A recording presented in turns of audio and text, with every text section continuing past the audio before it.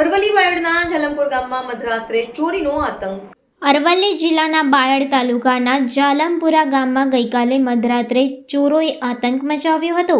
ગામની અંદર આવેલ એક રહેણાંક મકાન તથા ગામની દૂધ મંડળીને ટાર્ગેટ બનાવી ચોરી કરવાનો પ્રયાસ કર્યો હતો. સદનસીબે ચોરોના હાથમાં કોઈ મૂલ્યવાન માલમત્તો લાગી શક્યો ન હતો, પરંતુ સમગ્ર ઘટનાએ ગ્રામજનોમાં ભયનું વાતાવરણ સર્જી દીધું છે. દૂધ મંડળીમાં લગાવેલા સીસીટીવી કેમેરામાં ચોરોના દ્રશ્યો કેદ થઈ ગયા હતા, જેના આધારે પોલીસ તંત્ર ચોરોને ઝડપી શકે તેવી સંભાવના વ્યક્ત કરવામાં આવી રહી છે.